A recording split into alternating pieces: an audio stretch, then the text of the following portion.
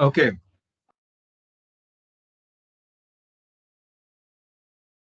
All right. So I appreciate all of you joining this session on time. My name is Guru, and I manage the solution consulting team here at Adobe. I'm based out of Mumbai, and today's session is going to be about creating 3D for any sort of UI or UX project that you might be working on. So let us begin the session.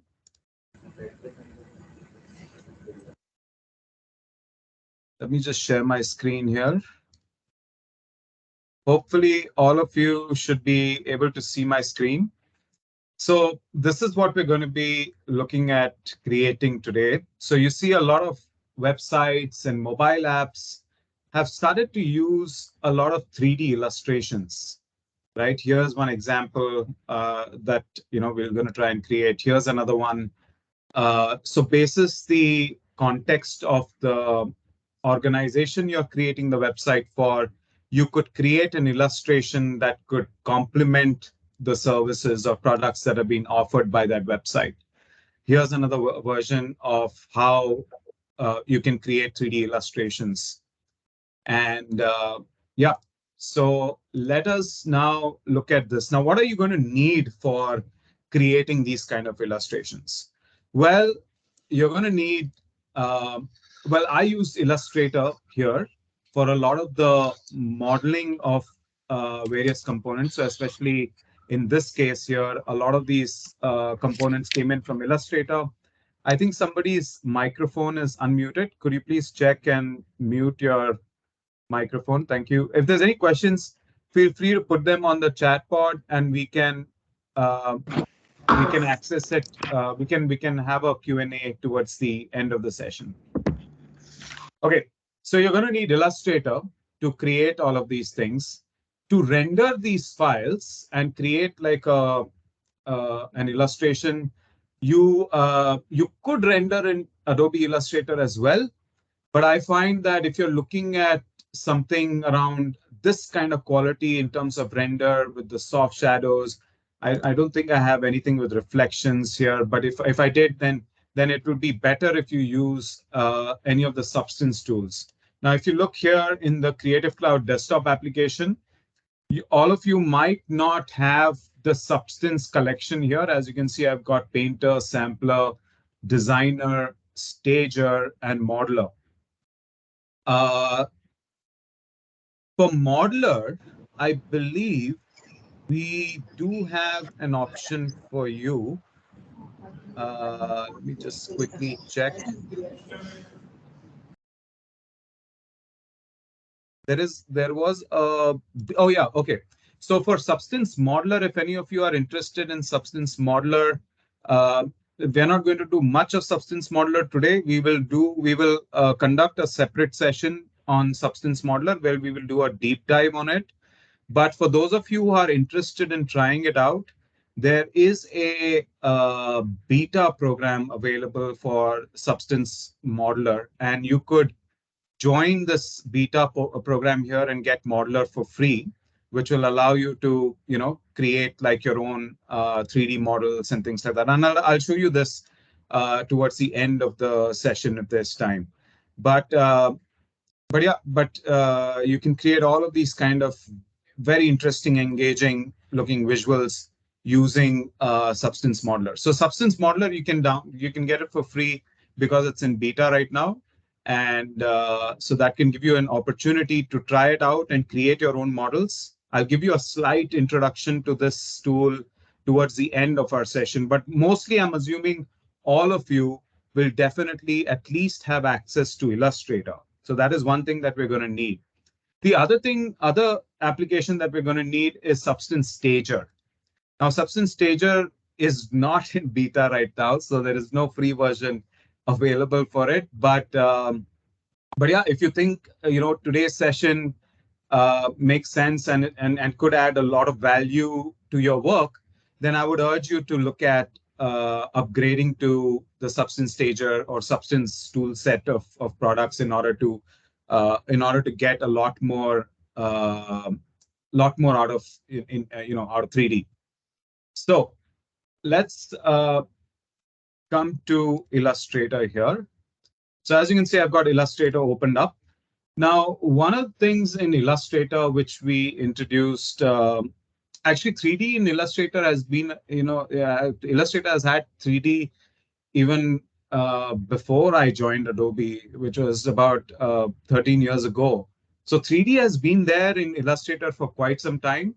But now what has happened is we have revamped our entire 3D workflow inside of Illustrator and the tools as well. So if you, for example, come down to 3D and materials, you will see that there is a classic section here. So everything that says classic is the older version of the 3D implementation within Illustrator. If you look at the new options that you see here, these are all recently available. I think they came in sometime mid last year, if I'm not mistaken, I think is when these updates were shipped. And if your Illustrator is updated to the latest version, then you should see the classic version separate and then the extrude and bevel version out here, the new options that are there. I like to access them via the menu here. So, and again, it's very similar to the way that you created 3D before. So you just select your shape here and then come down to the 3D panel and then just come in here and say extrude. And that gives you this kind of an output. Now, there is, there is some amount of control. For example,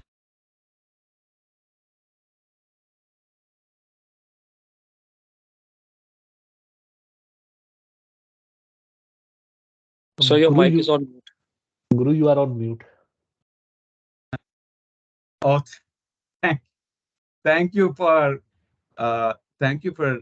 Was I mute throughout the session or just now? No, just now, just now. Okay, thanks. Yeah. Thanks for pointing that out. Okay. Whoever muted me, please don't mute me.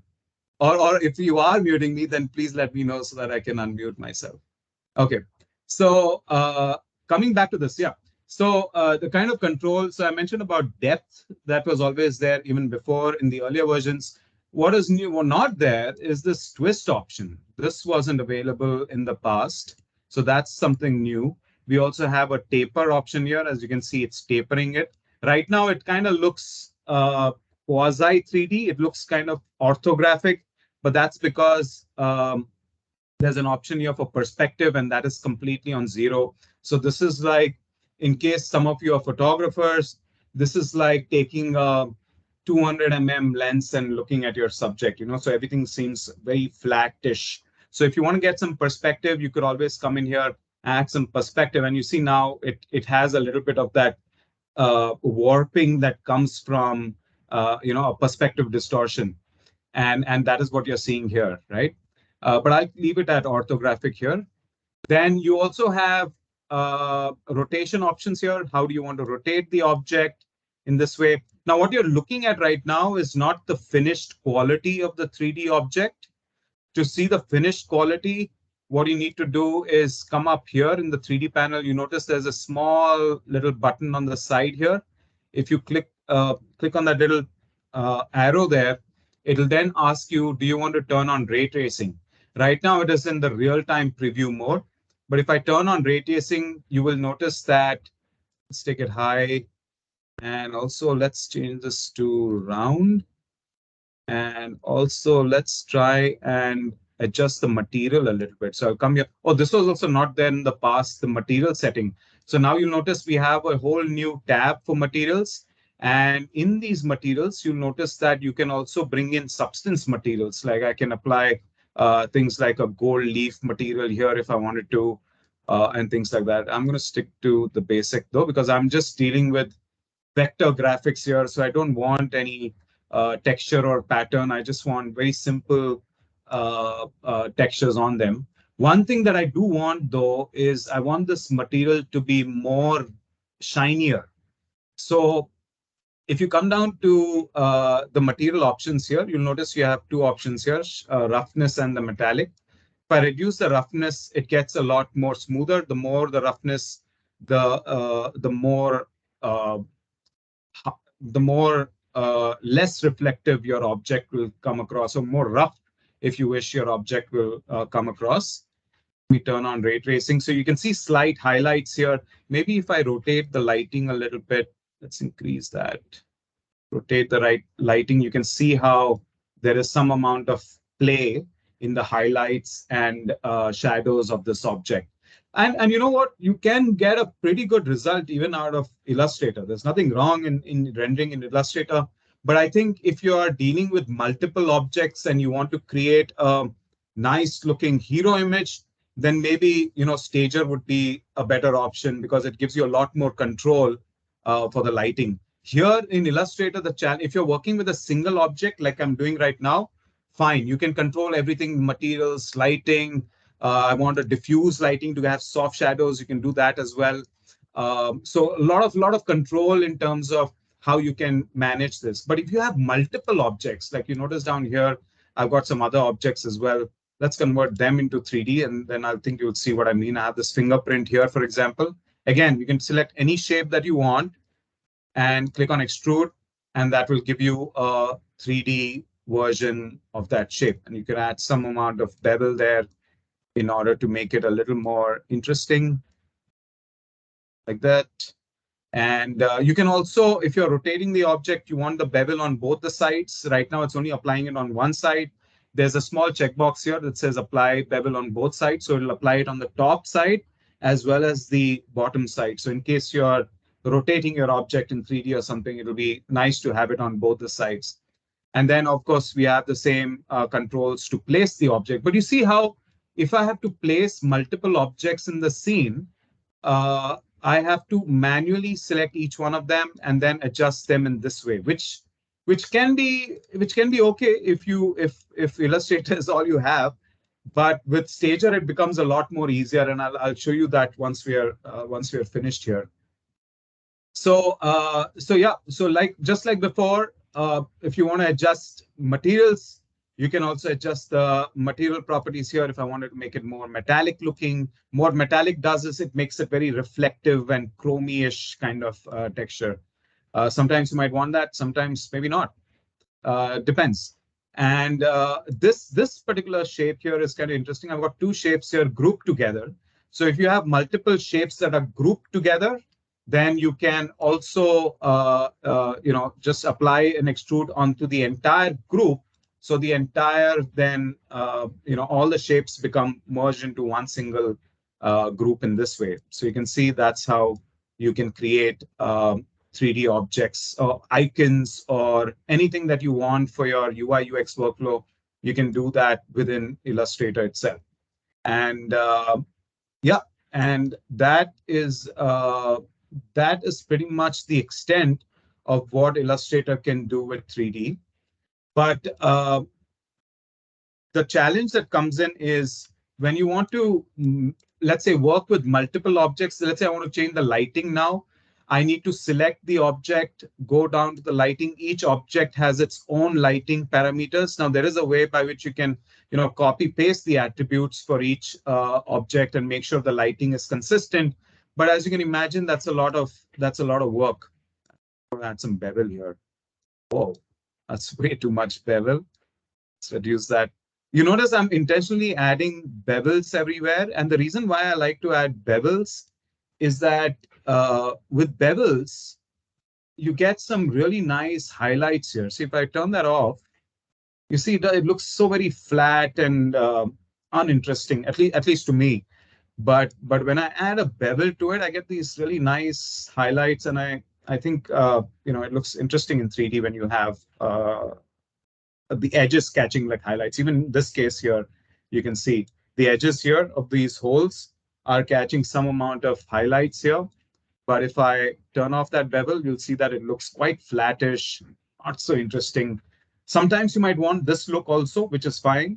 But I just think it just adds a little bit of realism when you add a slight amount of bevel, maybe 5 or 8% of bevel is like pretty good. So not bad at all for Illustrator to be able to create these kind of 3D objects.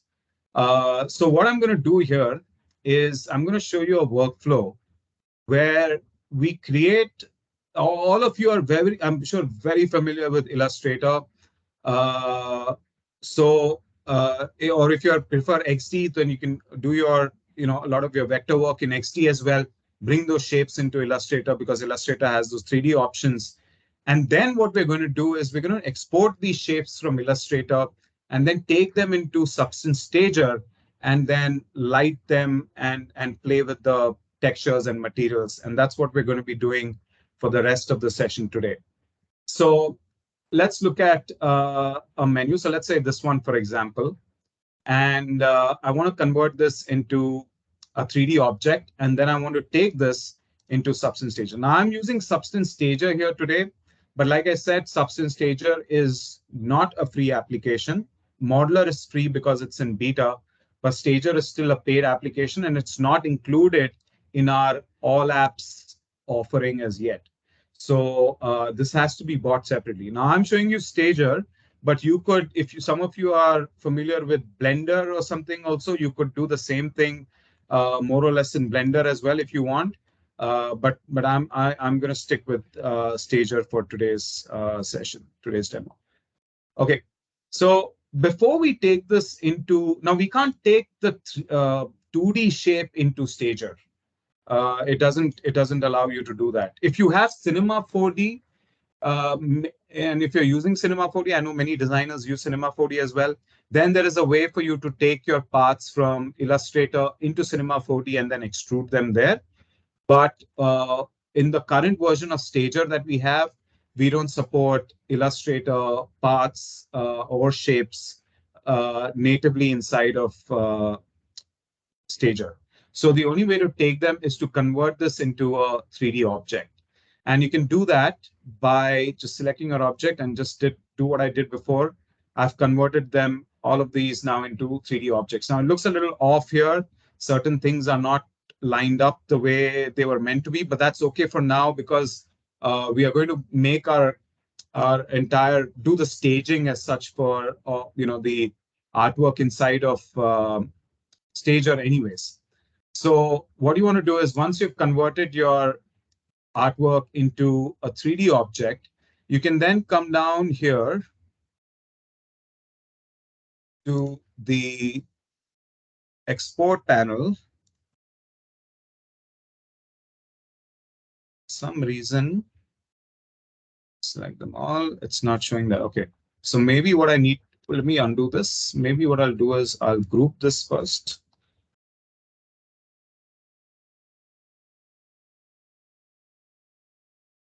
Is this the, yeah, and then extrude it.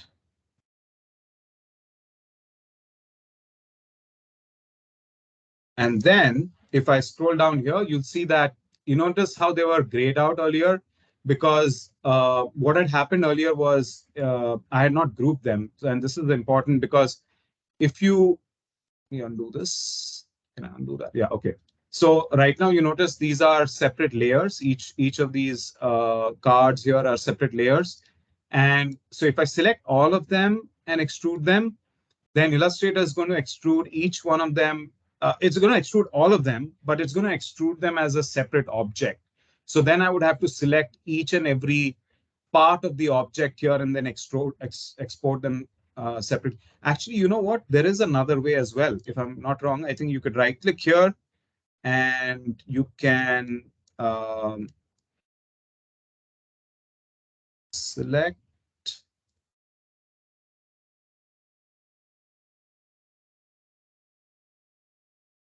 There used to be an option to export it out, or maybe I should do that. 1 second, let me try. Oh yeah, collect for so if you say collect for export, and let's say single asset here, and then if you were to select all of them and then extrude it, then you would, oh, it still doesn't work. Okay, anyways. So I guess the only option to do then, if you ever end up with something like this, is to select all your shapes, Control G, group them, select the group, extrude that group, and then extrude out your 3D object. So if I select here, export 3D object, now you get the export, asset export dialog box here. What's important here is that, no, we don't want a PNG file. We want an OBJ file, which is right there, which is an object file. You can also export other formats, which we will support in the future. But right now, let's go with OBJ because I know for sure that works absolutely fine. You can give your asset a name. And then you could just export this out. It's going to ask you which folder you want to export this out to. So I'll select that folder. And then Illustrator is going to export this object as an OBJ file. And then what I can do is come to Stager here. Control I is a shortcut for import. And then I can import that 3D object from Illustrator into Adobe Stager right here. So you see now I have the 3D object inside of Adobe Stager. Not only that, if you notice down here, it has exported each of those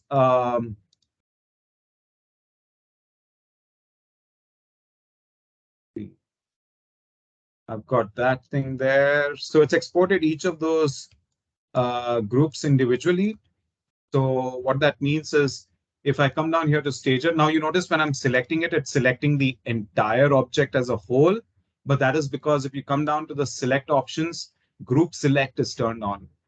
If I turn off group select, now it will select individual objects on their own. And you notice how now I can offset these objects independently inside Stager. So I can come in here, for example, offset them in this way. One thing that I forgot to add was a bit of a bevel, which is why it looks so flat. Now, if you're going for this flat look, that's fine. But like I said, I'm a bit of a fan of adding a little bevel everywhere. So let me come back here, but that's okay. You can immediately fix that. Come here, add some bevel, add some rounding to it. That's way too much. So maybe get it down to around 8%. Looks okay. Oh, sorry. Looks pretty good. And then I'm gonna click on export again. That will add it to my asset export list here. Rename that. I don't want a USDA file. I don't know why it keeps adding one every time I click export, but you can also export multiple formats if you want. But in our case, we just want one format. So I'll just click export to that, say export there, replace it. And then now if I come back into Stager, I'm going to delete this guy, Control I again, bring in that model again into Stager. Actually, you know what? Now it seems a little too much, actually. So I'm going to take it down to about 4, maybe 3.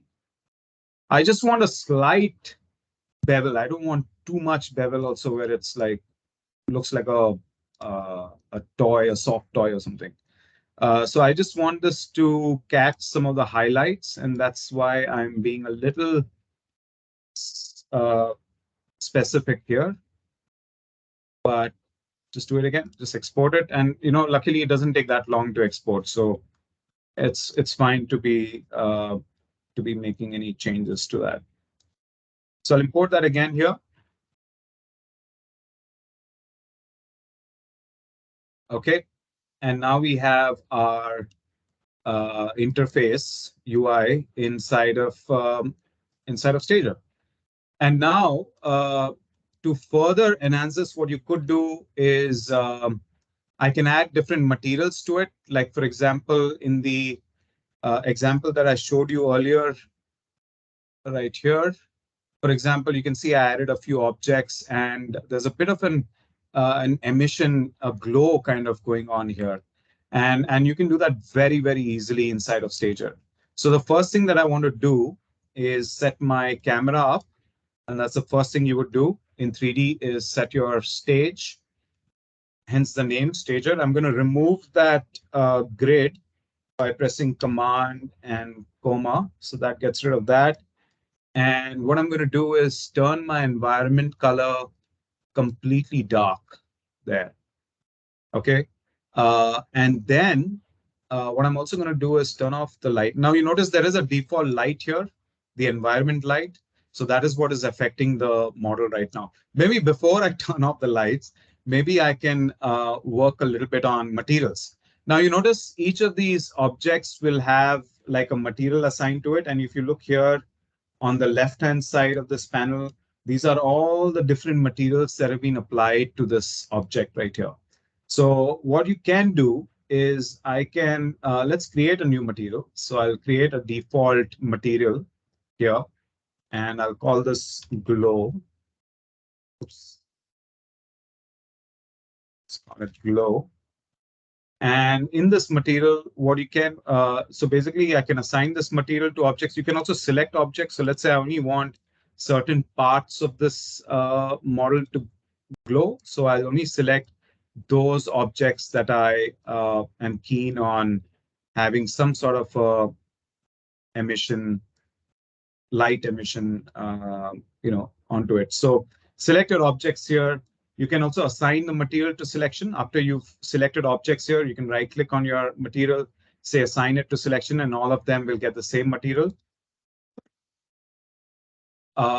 Just so it's a little clearer, I'm also going to add another material here, the default here. And I'm going to just rename this, call this dark. And this is just for the rest of the UI elements that I do not want to be, that I want to have a separate shader, have a separate shade altogether. So I'm going to assign that shade to those materials. Oops, sorry, select everything. Select that, and say assign material. Oh, it's the same color. Okay, no wonder. So select that. I'm just going to change this color so that it's easily identifiable. Is this not the, oh, sorry, the wrong one I changed. There you go, that's the one. That's why it's handy to rename your objects so that you know which one is being needed. I think I missed this one here, so I'm going to assign the material to that as well. Okay, so now I've assigned materials to it. Maybe I want to assign the same material to these guys as well. Okay. So now if I turn on ray tracing, so ray tracing actually shows you what the render is going to look like. So in ray tracing, what I'm going to do is I'm going to turn off the environment light. So this is a default light that appears in every scene inside of Adobe Stager. I'm going to turn that off. So now there's absolutely no light in the scene. And then I'm going to select my glow material. And if you scroll down, you'll notice that each material here has got like a different set of properties that you could change. And one of the properties for is for every material is this emission property. And I can come in here and give it a little bit of emission. And now you notice as I'm adding some emission to it, you notice how it is impacting the rest of the floor, the ground, for example, right here. So so you could add some amount of glow in there. What you could also do is maybe for the second material, maybe it's a little too dark. So you could add some roughness to it, and you could maybe take it a little higher than what it is. Now there is no lighting affecting that, which is why it's so dark. So let's actually add the light back in, but let's crank down the intensity of that light. So it's there, but it's very subtle. You can also rotate the lighting to see if that helps your scene.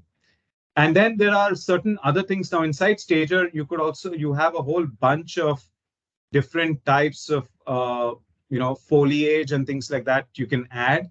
Like for example, let's say if I want to add a plant or something to it. So you can either take the vase here, and you notice as soon as I'm dragging an object, you're getting that square on the ground, and that square is basically telling you where the object is going to be placed. So if I just leave it there, you notice that it's coming right there. Obviously, it's too huge for the scene, so I can uniformly scale it down to the appropriate size that I want. And then you could also add some foliage inside of it. Foliage are basically plants and things like that. So then I can come in here and make sure I add some foliage. Now, even that is way too big. So you can scale that down. Now, each of these objects, I don't want to disturb this camera. So I'm going to switch to the viewport camera that allows me to take a closer look at my scene. And it allows me to place my objects appropriately in it. Maybe I might want to rotate that a slightly, something like that. Now, this plant that you see here, oh, that's why it's in 3D.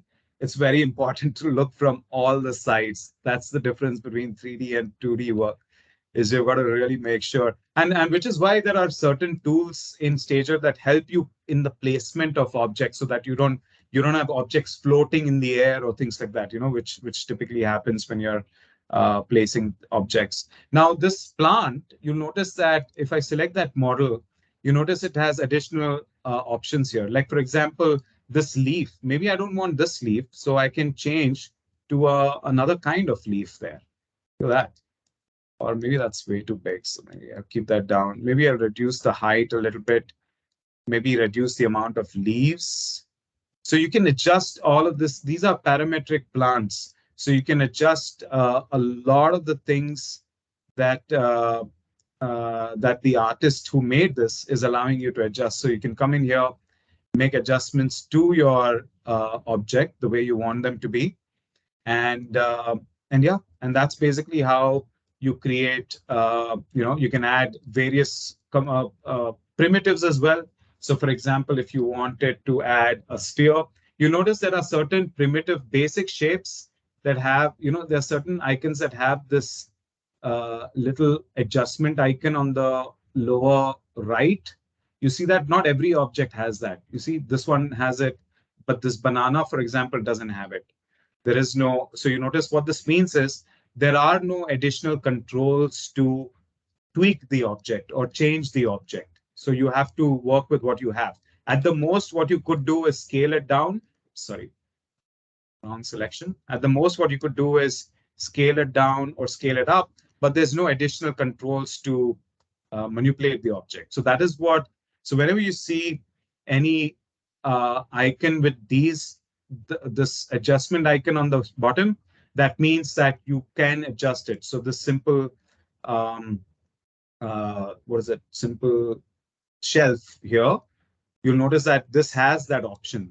So, so for example, I can adjust the width of the shelf. I can adjust the depth, how deep it goes, the spacing between each of those shelf hollows, the height of the plank, and all of those things can be controlled because this is the parametric model, as it's technically called a parametric model. Same thing goes for other items here as well. Sofa. If you're trying to create a living room scene and you have a sofa in it and you want to, you notice it's not adjusting to it a little bit. So you can then come in here and adjust it. So you notice as I'm adding the width to it, you see how it is adding more cushions to the sofa. So, and then there are different styles also I could choose from because it's a parametric model. This one looks pretty cool. And maybe I want to reduce that width a little bit. So you can adjust that, make it a single person sofa or a family sofa. Family of, you can have a family of, how many is that? 1, 2, 3, 7, if you want. So yeah, so you can make adjustments to the handrest, oh sorry, the mattress, how deep or how you want the depth of the mattress, the armrest height if you want it to be lower. So a lot of customization. So what I'm trying to say is that we are trying to make like certain things you wouldn't have to worry about modeling them. Okay. Um, you can just pretty much use any of the primitives here or any of the models that are there and tweak them. You also have some abstract shapes like this one right here, which is like a twisted. By the way, in case you're wondering how am I scaling up and down these objects, so you have shortcuts W, E, R. W is, I think, 1, 2, 3, 4. No, it doesn't work. Okay. I think earlier it used to be 1, 2, 3, 4. If some of you are familiar with dimensions, the shortcuts in dimensions is 1, 2, 3, 4, but now it's W, E, R.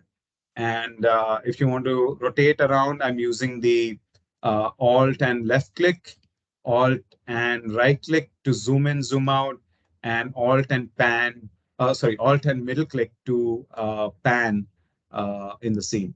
And I'm doing all of this in real time while ray tracing is on. So this, what you're looking at right now is pretty much what the final render is going to look like actually. And you're seeing that in real time without having to render your stuff, which is great. Otherwise, if ray tracing was off, this is what it would look like, very flat shaded, no lighting. Speaking of lighting, there are also lights in here. So far you notice I've been adjusting, working with only the environment light, which if some of you are familiar is like, it's called an image-based lighting. So what they do is they take various exposure stops. You get exposure stops using a DSLR camera, and then they merge it into one single image, and that's called an image-based. Right? These are called high dynamic range files, and they can be used. And there are tons and tons of websites that offer free HDR maps like this one. Let me just increase the intensity so I can show you what this actually looks like. Maybe I'll make the ground a little bit brighter as well. So with the image-based lighting, for example, you can rotate that map. So it's basically applying that map to a spherical object in the scene. You can't see the object though, but it's applied.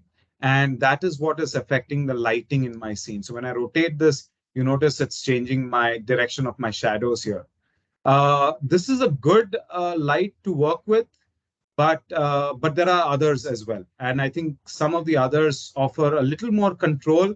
Like for example, one thing that bothers me with the environment light is there's no option to control the shadow here. You notice we only have intensity and we have the rotation and colorize. If you want to tint your map with a certain shade of certain color, so you can then add that tint to your file, and you notice that it'll obviously affect the models in your actually if I should have turned on ray tracing, but you notice it's affecting the models in your object as you change the light color. This is the light color. So typically if you're using incandescent or let's say a bulb light, which will be somewhere around yellowish, reddish, orangish kind of tinge, so you can add that tinge to your lighting, and then that would affect all the objects in your scene as well. But like I said, there's no adjustment for the shadows. And that's one of the things that bothers me about the environment light, which some of the other lights inside of Stager do provide that option. So for example, here, this is one environment map that's here. But like I said, you can also load, there are hundreds of websites that offer free HDR maps. In fact, even Stager comes with its own HDR maps as well. So if you see all of these different spheres here, so it's showing what, if you look at the background, that is the HDR, that is this map. So it's showing you can have different maps. So if I wanted, for example, more earthly tones, maybe the sky, blue from the sky, and the bright red orange from the earth. So I could use this kind of a map, which will again, now you see my lighting has changed dramatically basis that map. And as I rotate it, you can see how it's affecting, it's giving that little tinge of brown from the soil, from the ground, which is getting reflected up here. Similarly, I have one that's only the clouds. So you notice it's got a slight bluish kind of tinge to it. So depending on your scene and depending on the kind of lighting you want, you can go with any of these different. There's also a funky one called Studio 18 Horror Flick. I've never used this one honestly, but Actually, that's not, it looks kind of cyberpunkish. If some of you are familiar with cyberpunk, the lighting at least reminds me of that. So you could, yeah, you could go with that, or you could go with any of the other maps that are there. Some of the maps, like this one, for example, notice how it's provided very subtle soft shadows here, which is very great. So coming back to our parametric objects here, so this one, for example, has additional options that you could choose, make it into a tsunami, control the height of it, not tsunami, but what is it called? Whirlpool, I think, if I'm not wrong. Yeah, I think it is a whirlpool. So you can adjust the radius of this whirlpool, give it a shader, whatever. So you can go down in terms of the kind of models that you have here. There are different ways of creating these models. Like some models, you can just click on them, and then they get created right here in the center of your origin. We call that the origin of your scene, or origin of your grid. So you can also create text here if you want it. So I can also come in here, create my own custom 3D text here, and change that to whatever I want. Select any of the font that I want from the Creative Cloud font repository, get something I like, and then also you can add a bevel here as well. So you don't need to bring your text from Illustrator. You can create some of that geometry, text geometry, at least within Stager itself. But right now, what I want to do is, so let's get rid of that. Uh, Another way of creating objects. So one way of creating objects is from here. But what if I wanted to add some more elements to this object, and I want to add it on this object? So if I select the object here, you'll notice that we have another set of tools right here in the tools panel. Why do we have two separate options? We have tools here. Why did we need to add the tools again to the user interface right here? Well, the difference is in the construction method.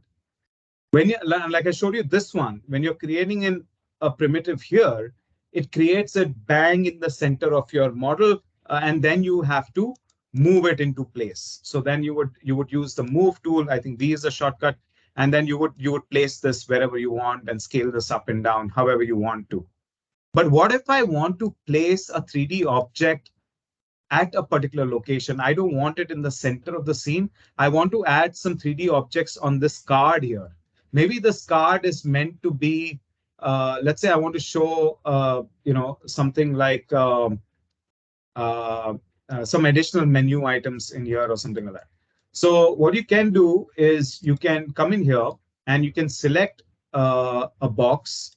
It's very similar to this box here, but the difference is the way that you apply it. Now you notice as I'm clicking on various objects, I'm not clicking on it. As I'm hovering over various objects, you see you get that blue outline around it, right? What this outline means is if I come here, for example, click and drag. Now, right now it's creating it at the center. Let me undo that. Let me bring this somewhere in the center and then click and drag. Oh, sorry, wrong object. It's gone in the back. Come here, click and drag. So you see now it's creating an object on, let me turn, maybe it's a good idea to turn off ray tracing when I'm doing this. So you notice how it's created that object exactly on top of that object, the base object. And let's add some beveling here as well. Now, obviously, this is not Illustrator, so you don't have all the bells and whistles of Illustrator, namely, for example, rounding, but you can add some amount of beveling to it if it allows you to. Select it, come here, see. And then let's say 0.5, or maybe I'll make it 2. Okay, there you go. So you notice now it's added a bit of bevel to my object as well. And in this way, it's not only this object, but all of these objects that you see here can be created in a similar way. So I can take, for example, another box.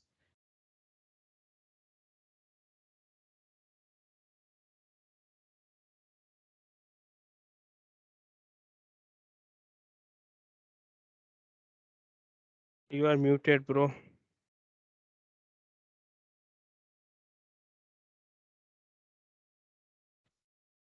Okay, thank you. Uh, uh, so by default, you'll notice that when you're creating objects, it creates it right from the center, right? But what I can also do is if I undo this, if I come here, you'll see there's a construction method. Right now it's set to base. You can also set it to center base, which is kind of similar, or you can set it to stamp. Stamp, I don't think is very, stamp gives you a static model and then you can customize it. Like I'll show you stamp. So stamp allows you to just come in here and just make a regular box, and then you would have to adjust the parameters of the box by then selecting the box and then manually. So it's not interactively drawing the object as I was doing that earlier, right? So that is why I prefer using the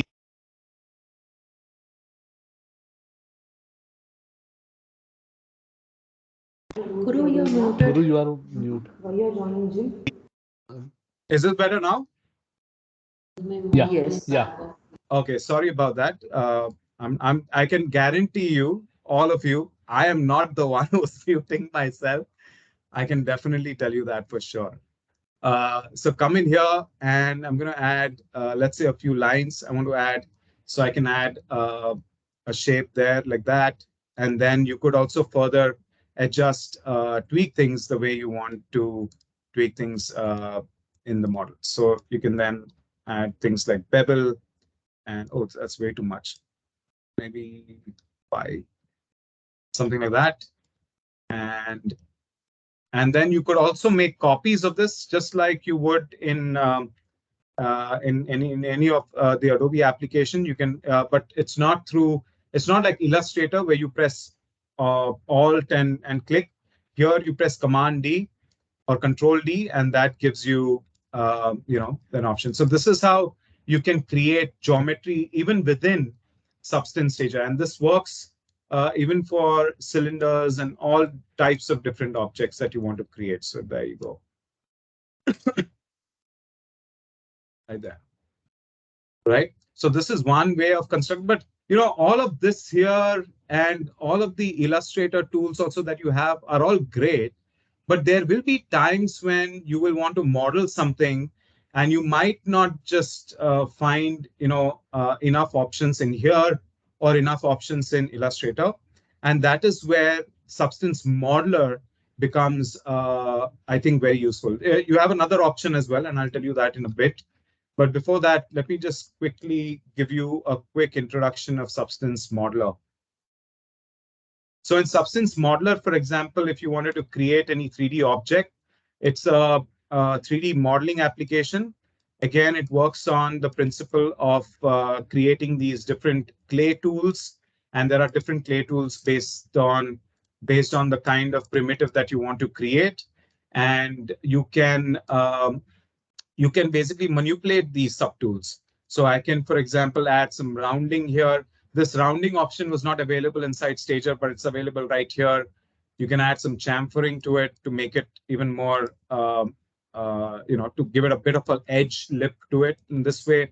So, and also, let's say if I wanted to make a hole inside here, so what I can do is I can press space to stamp that model to the scene, and then take my brush and just uh, make an object of the size of the hole that I want. So let's say I want a hole through this object in the middle here.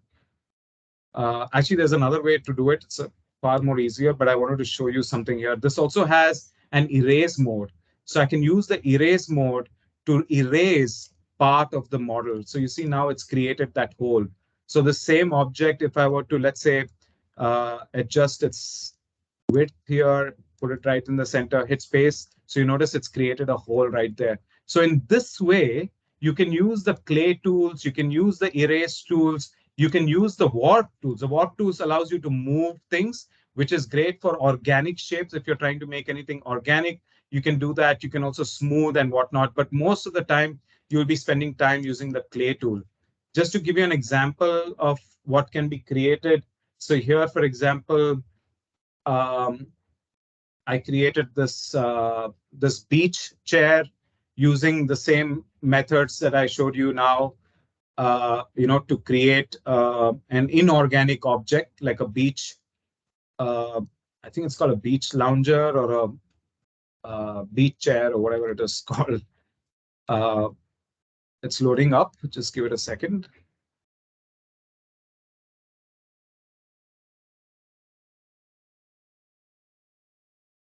Actually, maybe this is not the one.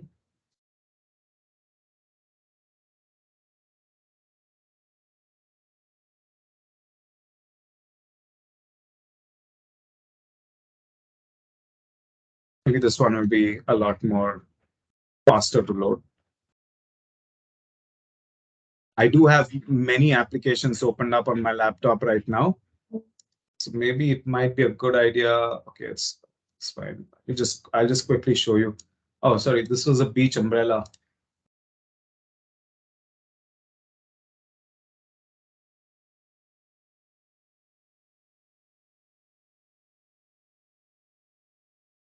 This was a model. If some of you were born in the early 90s, late 80s, you might remember Nintendo Game Boy.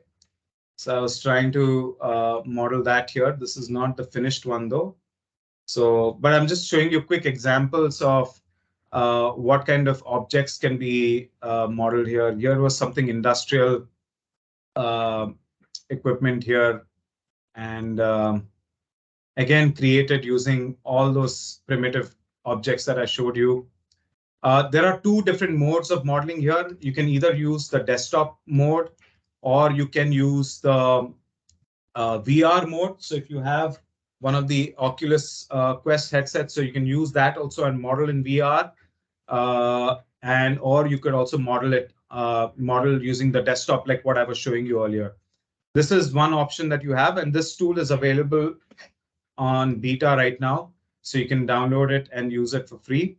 The other option that you have is the Substance 3D asset repository.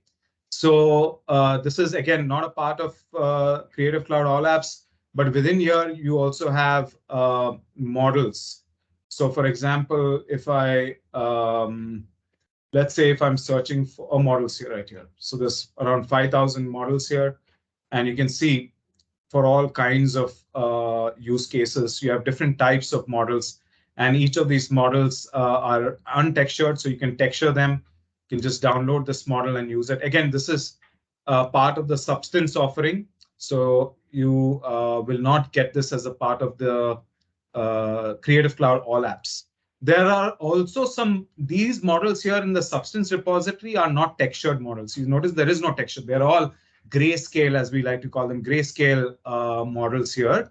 But if you come to Adobe Stock, I'm sure a lot of you guys might have heard of Adobe Stock. There's a 3D section in here, and you will find some models in here as well. So for example, let's say I'm looking for furniture.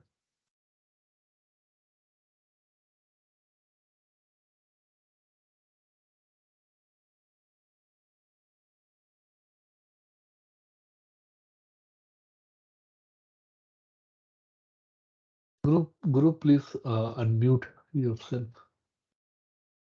You have tons and tons of furniture here, and many of the furniture that you see here, all of them, in fact, are textured. You see a lot of them are textured furniture, have got materials assigned to them and so on and so forth. So you can download these assets and also use them in your project. So let me now, since we are almost out of time, let me show you a few other projects. So for example, another thing that I did was I created something like this here inside of Illustrator, and again did the same thing of uh, converting this into a 3D object like this, and then exporting out all of these objects into Stager. So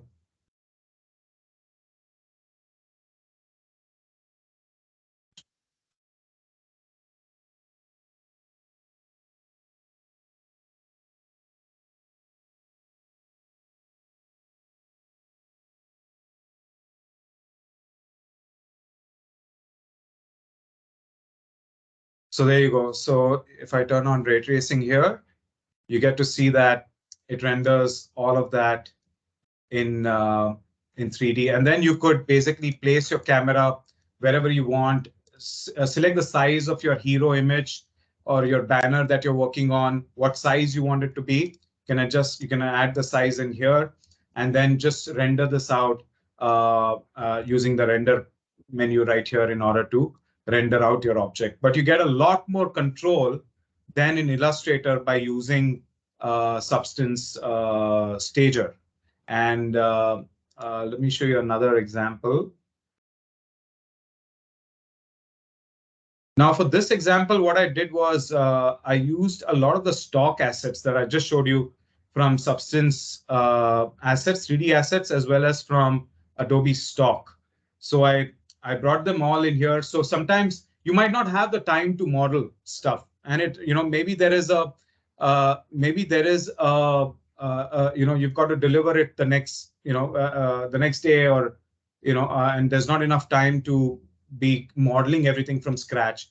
And I think that's where having all of these models like the guitar and the cap and everything that you see here was all imported. Very few things are modeled. Like for example, this kind of window that you see there, the round window, was actually a primitive object here. So if you see, one of the primitive objects in here is this wall rounded. So let me just add it here. Excuse me. So if I make that here, so you see that's let me change to a viewport camera. So that's the wall there. And then you can again, this is the parametric object. So I can adjust the height of the wall, the width of the wall, the window that you see there, the radius of that window, how big or small I want it to be. You can also offset the window up and down wherever you want it to be. If you want multiple windows, you can then add multiple duplicates in this way, and then it'll just add. So this is how I created that wall. And rest of the things that you see here, like the pie chart and all of these things, were all created using that box method that I showed you. So for example, let's say if I wanted to add another clock out here, so I could just select that wall, come down here, and maybe take a cylindrical shape here, and come to the center, click and drag, and then again click and drag outside to get a little bit of the height. And you can see that I've made a circular shape right there. And then you could further refine the circular shape by adding a little more sides to it. So the 32 sides, make it 64 to make it extremely smooth. Add a little bit of beveling, maybe a 0.3 or something like that. And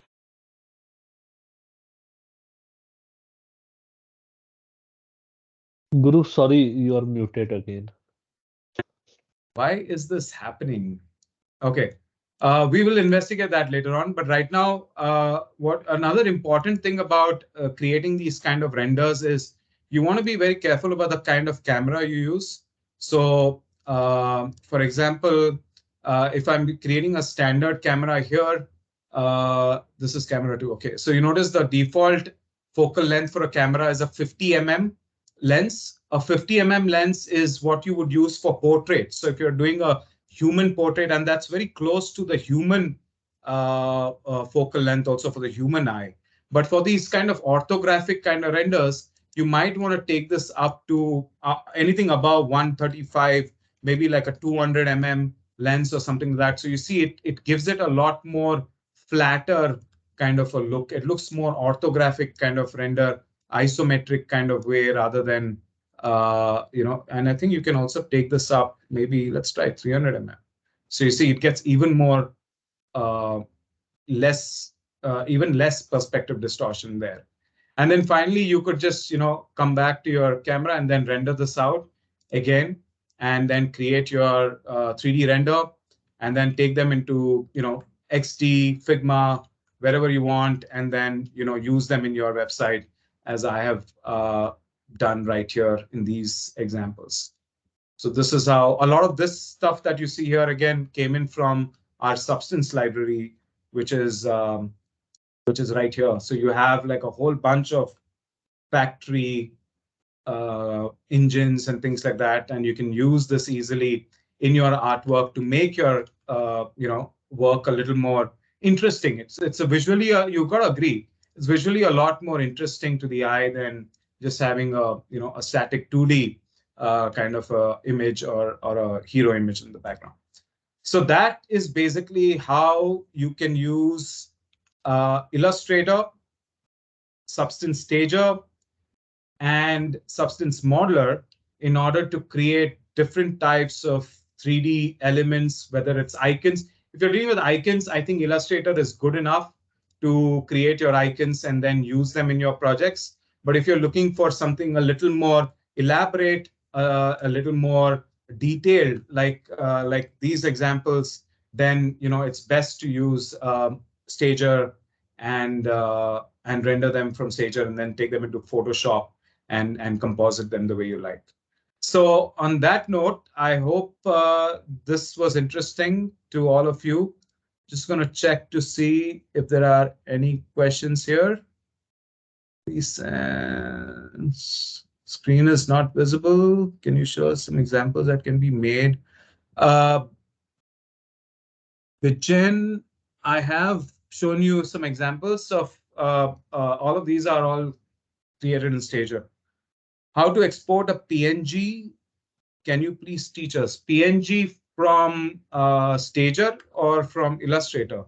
If you're talking about Stager, then you notice there's an option here to directly export a PNG file from here, so it won't create a. What I generally prefer doing, because 3D renders are expensive, like these renders that you're seeing here took me, on my laptop, it took me, I think, close to maybe around 5 to 10 minutes, I think, to render them at high quality render. On the left hand side, you see there's quality settings here as well. But my recommendation is, if you're doing a 3D render it out as a PSD file and render it at the highest bit depth possible, 32-bit, so that you get a lot more to play with inside of Photoshop. By the way, once you get your 3D render into Photoshop, this is not what it's going to look like. Let me see if I can show you some. So let's say this render here, for example, you will notice that when you bring your renders in here, Stager will also bring in some additional layers. Like you see here, I've got these additional layers, material selection layer and an object selection layer. There's also a depth layer. This depth layer can be used for adding a, if you want to add a depth of field to your layer. So then you could take this depth channel, put it in the layer mask, and then come down here to filter, and then under lens blur. Right now, lens blur is deactivated because I'm at 32-bit mode. So let us bring it down to 16. And now you'll see lens blur will be available now. So there you go. And inside lens blur, you can then define your layer mask. This is where you can paste that depth channel and then use this to control the depth of field for your image. That's what this depth channel is used for. But let's say if you want to do some color correction, maybe the client says, hey, you know what, that bow that you have on that gift, I want that to be slightly subtle colored or something, maybe a different color.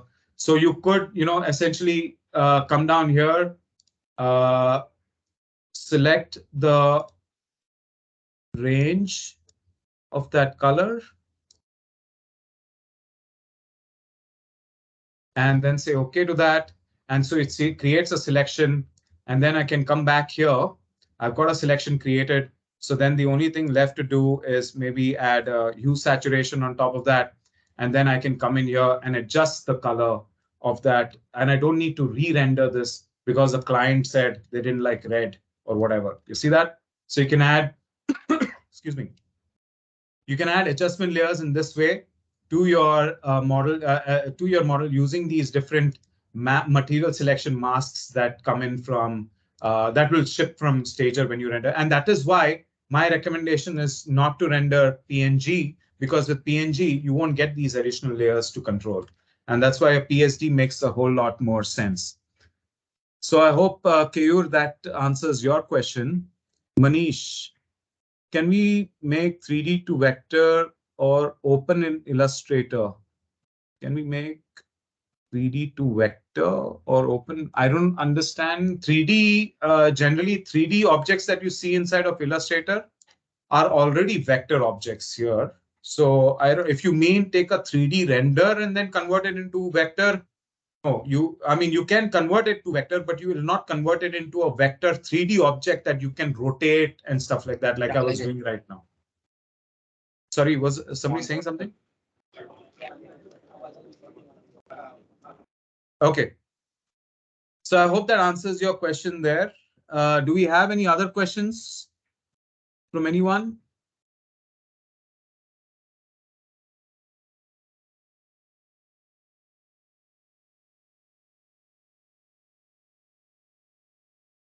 All right, I think that's pretty much it. If there's any other questions, do let us know, and or you can reach out to us during our next series of the session, which is happening, which is going to be happening. Yeah, on, can you conduct any Photoshop Lightroom session? Sorry, come again. Can you conduct any other Photoshop and Lightroom session? Is it We possible? are, yeah. We have a whole series of sessions. This is just the start of the session, but we are covering all our products. So, but don't worry, Venkateshan, if that was you, we have your email details because you fill the form, and all of you, in fact, we will be sending out invites for all of our sessions, from now on. So there's another session happening on Thursday, I believe. Vidushi, is that right? After Effects also is there? After Yes. Effects? Yes, Venkatesh. In fact, I was going to cover some of After Effects today as well, but unfortunately, because of time, we'll leave it. We'll do it in the next session. Okay, I will mention my mail ID. Please share, update my mail ID also. Well, How did you get this invite, Venkateshan? Yes, our colleague shared this link. Oh, okay. Vidoshi, why don't you share the form link in the chat here, so that people who have not registered, they can at least register it, and then they can attend the session. So Venkateshan, please stay tuned on the chat. We will be sharing our link for registration.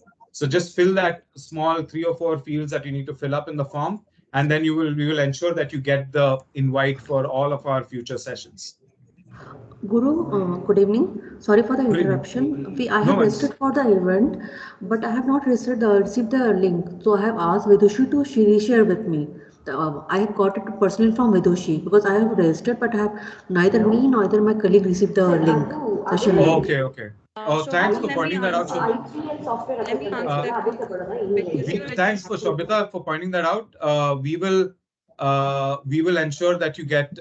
We will take note of this. Vidushi, just check Shobita's email in our database, and if it's not there, please add it. Venkateshan, we would request you to please fill up the form. Vidushi has shared a form in the chat. If you can fill up your details, it's just a small form with just 2 or 3 fields only. Just fill that up so that we get like additional details also that we need. Yes, I'm working on it. Give me a minute. I will update. Okay, sure.